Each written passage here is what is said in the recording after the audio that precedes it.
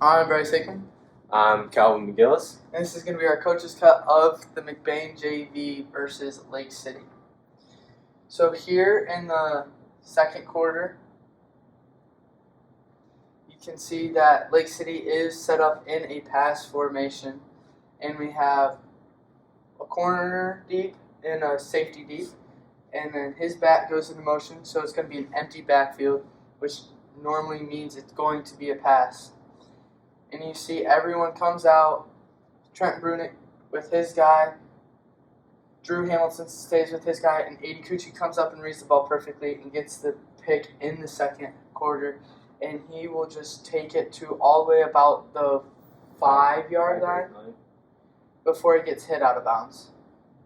If you look at the beginning of that play, you'll see that the defensive line was able to get great penetration and get great up back in there. So right off the bat, you see Luke Cunningham, he breaks right through his guy.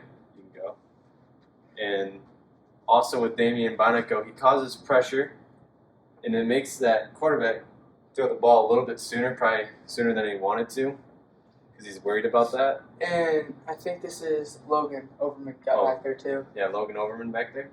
And that was just a good job by Aiden elevating up over The defender. the offender, and just able to get that play. Now we'll move on to our next play.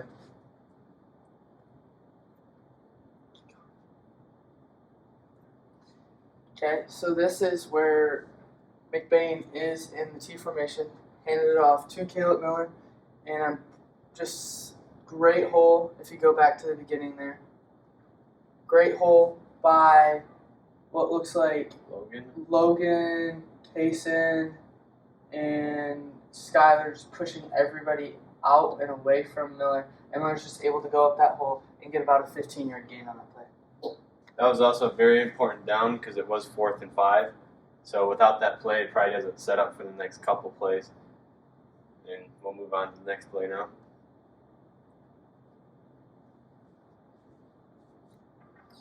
Back on offense in the start of the third quarter. Again, great hole by Kaysen and just all the left half of the line, able to make that hole for Caleb Miller, and he's running strong. You see that he does get hit back here a little bit, but he just puts his hand down and able to catch himself and get his feet and get about 5 more yards on the play. Yeah, if you go back to the beginning of that play, you can really see that right at the beginning, number 44, Kaysen, he walls off his guy, and that just gives a seal. And also with 51, gives a seal and just nice, easy run. He's not touched until he's about at the 8. And Jagger Corliss here, running back, just plowed a linebacker over. Yeah, it's a very good job by the whole team in general. Offensive line also. Going to the next level. Finding blocks. Yeah, looking for work. Now we'll move on to the next play.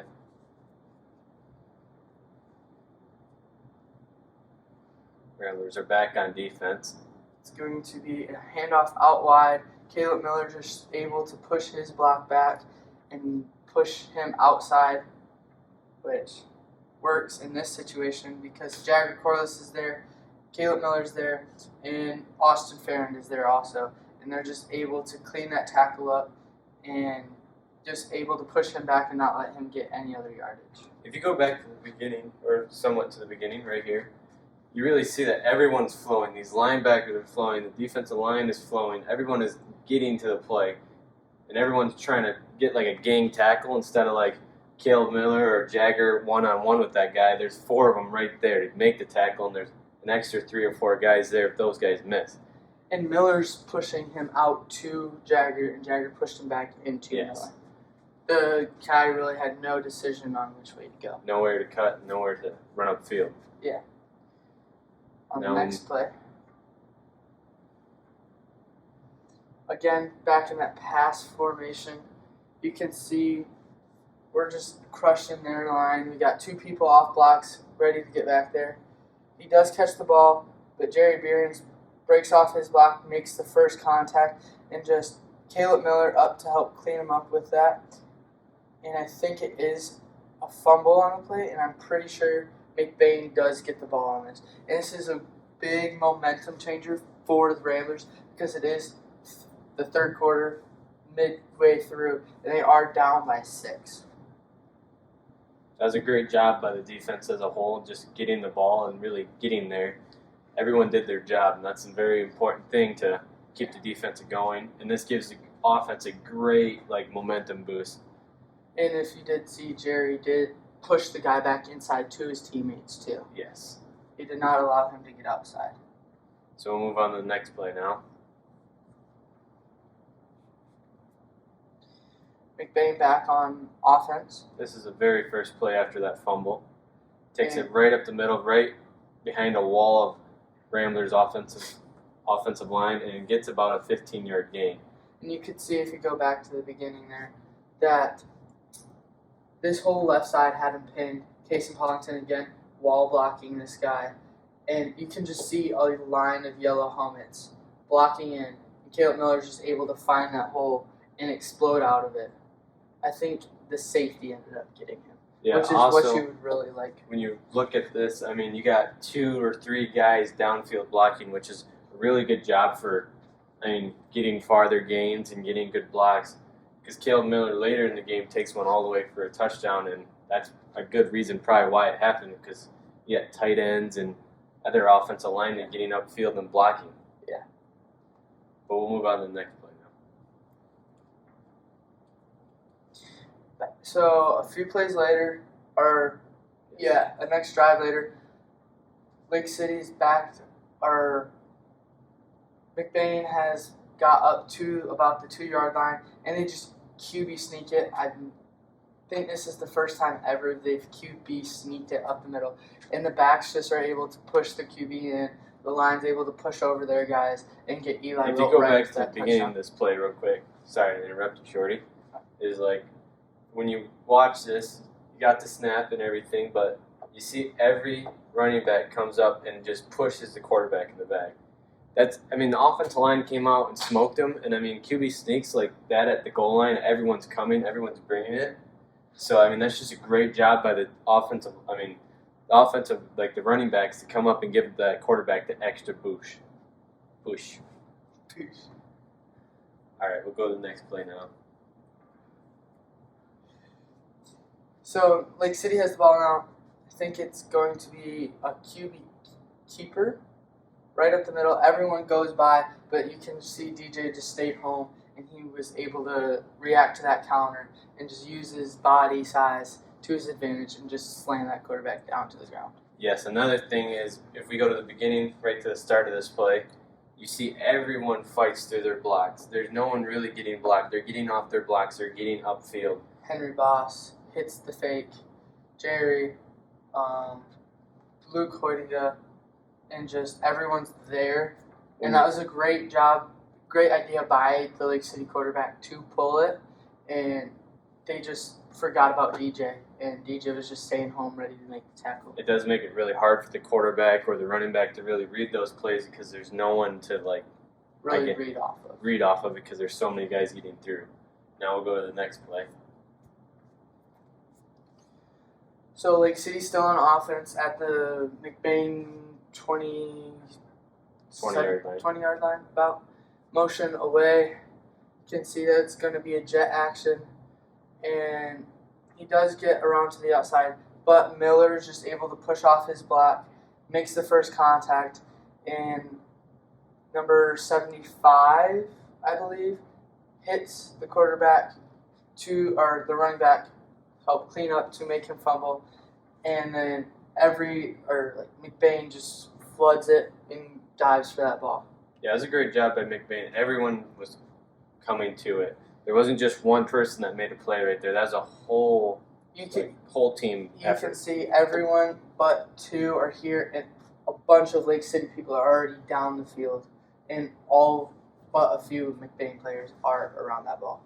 Yes, that's a great job by the McBain Ramblers defense right there. Now we'll move on to the next play. Lake City back on offense, and nearing the end of the third quarter here. McBain up 14-12, and in motion away, you can see that it is going to be a quick pass out to here, and they count that as a catch, and Miller's just able again to fight off his block and just push him back inside towards players. Even though everyone missed him, Everyone which is missed okay him. because Everyone, you can see, look, how many people are down here going for the pursuit tackle. yes, but that was also a great job by Brett Ealing, to come up and like kind of stay home, slow play it a little bit instead of flying to the tackle, thinking that Caleb Miller or Jagger Corliss had him wrapped up. Which, Yeah. I mean, they did for a second, but they also didn't. And if he wasn't there, I mean, you can kind of tell that kid would have easily got a 5 to 10 yard gain if maybe more. Yeah, Brett wasn't there. So that was a great job by Brett, just slow playing it, not flying upfield or really like messing up right there. That was a great job by Brett Ealing. On the next one here, McBain back on offense in the fourth quarter. You can see Lake City did score again, so this is a very important drive. But you could just go back a little bit here, and you just see the hole that the McBain offense has provided for Miller. There's a whole 68 wall right there. is Peyton Skolton's going down.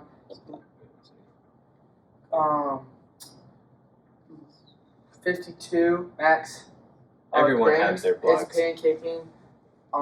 You can see everyone's already going to the next. There's already tight ends at the next level. That was the thing I was talking about earlier on these big plays. This is how you get those touchdowns and stuff, because you got tight ends flying up here, and he just barely touches that guy. He touches that guy enough so you can keep on playing, that he gets bumped just enough and he slows down. You can't really catch a guy who's going full speed. It's really hard. So you really, for those tight end guys, you only have to touch him a little bit. And you see Caleb Miller gets up the field nice and easy, and no one's going to catch him. And if you go back to the beginning there again, sorry. But you can see while they're running through here, it's a great fake by Jagger and Eli to make this secondary come up and stop for a second to see who had the ball and was able to take him. He just took himself out of the play for the Ramblers. Yes, when you have those little hesitations or, like, slow down, like, they have to think about those plays. Like, right here, all three of these guys right here for the Lake City all think Jagger has the ball. And that guy just barely gets caught up enough that he almost does tackle Caleb Miller, but he doesn't because he thought Jagger Corliss might have had the ball. Yeah, and Miller just uses his speed to his advantage here and takes it to the house. Yes. This is a very important drive because, as you can tell, there's only 4 minutes left in the game. I mean, not very much time to mess up. And from all the way on your side of the field. Yeah. So we'll go to the next play now. That was a very good run right there. Important play. You can see McBain up 20-18, very important for Lake City with 20 seconds left in the game. I do believe this was fourth down. It is fourth down. And every D lineman is in the backfield forcing the quarterback to make a quick throw, and he ends up throwing it to the McBain. Trenton Brunick, McBain player, and he was just able to catch that interception in the end zone, read it perfectly, and that was an automatic touchback. Yeah. And made McBain win the game. We'll go over that real quick. So the reason, some of you guys might have been confused on why that pick was called a touchback. It is a new high school rule. If you do catch it in the end zone, it is an automatic touchback. I do believe it's just for safety. I think it is for safety. Yeah. Just so you can't get. So I know a lot of people were confused last week when that happened, but that's why. It was more of a safety thing. It's a new Michigan rule. But that was just a very good play by Trenton Brunick, and that really, that was a game-saving play right there. You can see D lineman already back into the backfield, forced that quarterback to throw that ball. Well, I think that was the last highlight of this game. It was a really hard-fought game between the two teams. Really a dogfight until the end there, as you can see from the score. And they just went at back-to-back with each other. Yeah, that was a great job by McBain as a whole team. Their offense and defense was pretty much firing on all cylinders. The only thing the Lake City had a couple good plays. They scored off the opening kickoff. And, as a player, that's kind of like a crappy thing to deal with right away because, that's the first play of the game, and that's how you're going to start it. It kind of takes your momentum away, but... Yeah. And you're still in the game, but it's just harder to... It's hard to think about because you're like, oh, well, if this is how the game's gonna go, Yeah. it's gonna be a second game. But But the McBain Ramblers, they came right back and they just accepted it and they came back and punched back. Yeah. But I'm Calvin McGillis, I'm Bryce Hickam, and this was Coach's Cut. and we hope to see you this Thursday at Everett for the JV football at Everett, and on Friday varsity versus Everett home.